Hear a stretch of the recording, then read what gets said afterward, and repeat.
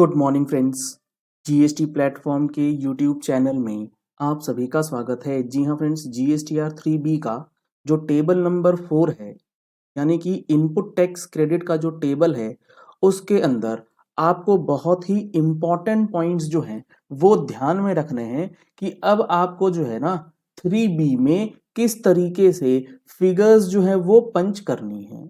क्योंकि यहाँ पर होता क्या है, जीएसटीआर 3B में डेटा जो है वो एज पर 2B रिफ्लेक्ट करता है और 95% लोग उस ऑटो पॉपुलेटेड डेटा को बिना क्रॉस चेक किए, बिना देखे जांचे परखे बस वो फाइल किए जा रहे हैं। ऐसा बिल्कुल भी नहीं करना है।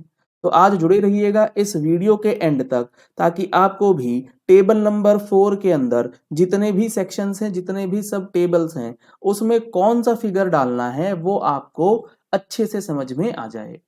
यहाँ आप देख पा रहे हैं नोटिफिकेशन 14/2022 ने टेबल 4 ऑफ जीएसटीआर 3B के लिए अमेंडेड फॉर्मेट जो है वो दिया था। इसमें क्या डाला है, इन्होंने क्या बताया है और यहाँ पर आप क्या फिगर्स पंच करते हैं, दोनों में बहुत डिफरेंस आ रहा है। तो सबसे पहला है कि आईटीसी अवेलेबल में क्या क्या ऑप्शंस आपके पास है। इसमें है इंपोर्ट ऑफ गुड्स, इसमें कहीं कोई आपको दिक्कत नहीं आती है।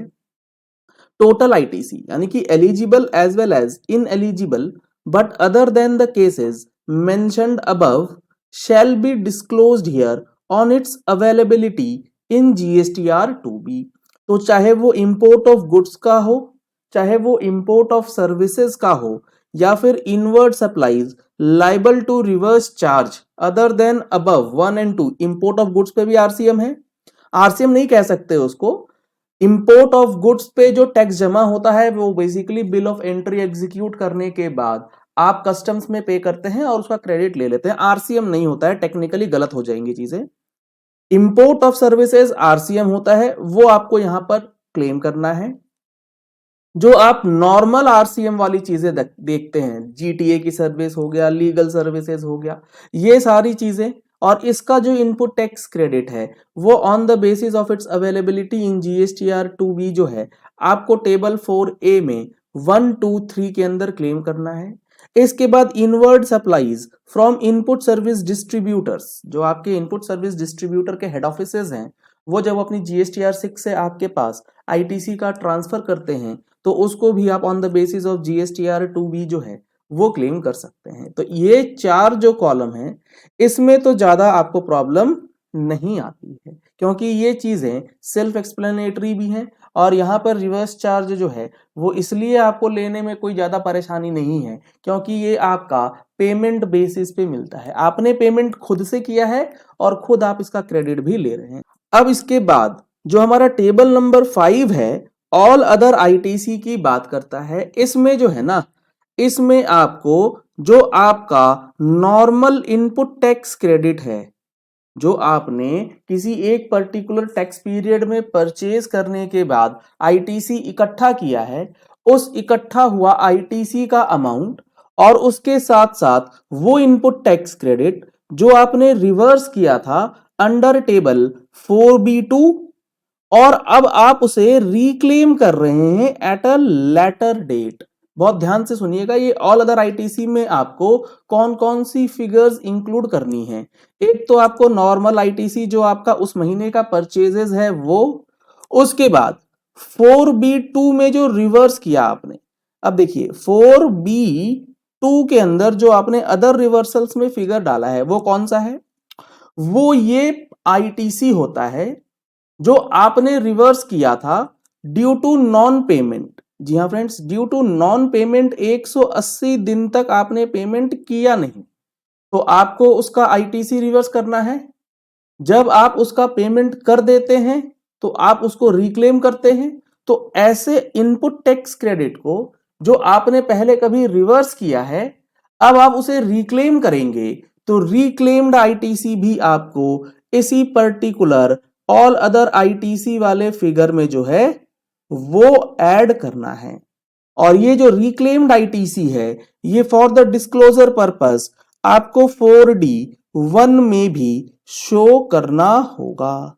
तो ये काफी इंपॉर्टेंट है कि आप इनपुट टैक्स क्रेडिट का जीएसटीआर 3B के अंदर नई तरीके से डिस्क्लोजर जो है वो कैसे करेंगे। अगर आपको इन सारी चीजों को बिल्कुल बारीकी से समझना है, डिटेल्ड में समझना है पूरा जीएसटी का एक्ट, तो हमारा जीएसटी का फुल कोर्स लॉन्च हो चुका है। फुल कोर्स की डिटेल्स के लिए आप दिए गए नंबर्स पे कॉल कर सकते हैं, व्हाट्सएप कर सकते हैं और अपने आप को एनरोल करा सकते हैं। बजट स्पेशल मैगजीन आपने अभी तक सब्सक्रिप्शन नहीं ली है तो उसकी सब्सक्रिप्शन के लिए भी आप सेम नंबर पे कॉल करके व्हाट्सएप करके जो है वो डिटेल्स जो है वो आप ले सकते हैं। इसके बाद जब हम लोग बात करते हैं आईटीसी रिवर्सल की, तो आईटीसी रिवर्सल में एक सबसे इंपॉर्टेंट पॉइंट आता है क्रेडिट नोट से रिलेटेड इनपुट टैक्स क्रेडिट का करना क्या है। पहली चीज तो ये है कि क्रेडिट नोट का जो इनपुट टैक्स क्रेडिट है वो रिवर्सल है, तो ठीक है, देखने में तो लग रहा है वो रिवर्सल है, लेकिन वो आपको समझना पड़ेगा कि वो रिवर्सल कुछ ऐसा रिवर्सल नहीं है कि आपने कुछ गलती कर दी है और आईटीसी आपने गलत ले लिया है तो आप उसे रिवर्स कर रहे हैं। वो तो आपका परचेज रिटर्न है, तो वो आपके आईटीसी का ही एडजस्टेड पार्ट है, आईटीसी से ही उसे एडजस्ट करना है, ना कि आईटीसी रिवर्सल में अदर कॉलम में दिखाना है, जो काफी सारे लोग दिखाते हैं, जिसकी वजह से जीएसटीआर 9 में आपको इश्यू आता था। और इस चीज को देखते हुए जीएसटी पोर्टल ने भी अब इस चीज को मान लिया है और उन्होंने क्या कहा है, उन्होंने ये कहा है कि जब आप टेबल नंबर 4A5 भरें, ये ऑल अदर आईटीसी भरें, तो इसमें नॉर्मल आईटीसी डालें, रिक्लेम्ड आईटीसी जो 4B2 वाला है वो डाल दें, उसमें से माइनस कर दें जो आपका क्रेडिट नोट्स का इनपुट टैक्स क्रेडिट, और उससे जो आपकी आईटीसी रिड्यूस हो रही है वो अमाउंट आप नेट ऑफ करके 4A5 में दिखाएंगे। तो अगर आप 4B2 में क्रेडिट नोट दिखाते थे तो ये गलत था, गलत है, गलत रहेगा, इसीलिए अब आगे से ये गलती जो है वो नहीं करनी है। तो ये काफी इंपॉर्टेंट पॉइंट है जीएसटीआर 3B के टेबल 4 से रिलेटेड। इसके बाद अगर बात करें 4B1, तो ये बहुत इजी है। 42, 43, रूल 38 का आईटीसी रिवर्सल या 17(5) का कोई आईटीसी रिवर्सल है तो वो आपको 4B1 में जो है वो शो करके चलना है। यहां पर क्रेडिट नोट की कोई बात नहीं हो रही है। अदर मैंने आपको बता दिया कि रूल 37 के हिसाब से जो 180 दिन के बाद आपने पेमेंट किया है, जो आप बाद में रिक्लेम करने वाले हैं, यानी कि टेम्पररी रिवर्सल जो है वो आपको अदर्स में शो करना है। और उसके बाद कॉलम नंबर डी जो आता है अदर डिटेल्स, वो कहता है ITC reclaimed which was reversed under table 4B2 in earlier tax period. 4B2 में, जी हाँ फ्रेंड्स, ये जो 4B2 है ना ये काफी इंपॉर्टेंट है, इसको ना बहुत अच्छे से समझ लीजिए, क्योंकि यहाँ रिवर्सल टेम्पररी है। जब आप इसे रिक्लेम करेंगे, रिक्लेम करते समय 4A5 में डालना है और उसका डिस्क्लोजर पर्पस के लिए आपको 4D1 में भी शो करना है। 16/4 की वजह से कोई आईटीसी आपका नहीं क्लेम हो रहा है तो वो भी आपको 4D2 में रिफ्लेक्ट करना होगा। तो ये नया फॉर्मेट जो है टेबल 4 ऑफ जीएसटीआर 3B, इसको बहुत अच्छे से फॉलो कीजिएगा, अदरवाइज आपको नोटिसेस जो हैं वो मिलते रहेंगे। चलिए इस वीडियो को यही एंड करते हैं। आशा करते हैं आपको ये पॉइंट क्लियर हो गया होगा।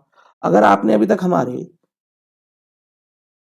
टेलीग्राम चैनल को ज्वाइन नहीं किया है तो आप हमारे टेलीग्राम चैनल को भी ज्वाइन कर सकते हैं। जीएसटी प्लेटफॉर्म अपडेट्स के नाम से हमारा टेलीग्राम चैनल जो है वो ऑपरेशनल है, जहां पर आपको रेगुलर पीडीएफ फाइल्स जो है वो प्रोवाइड की जाती हैं। Thank you and have a nice day.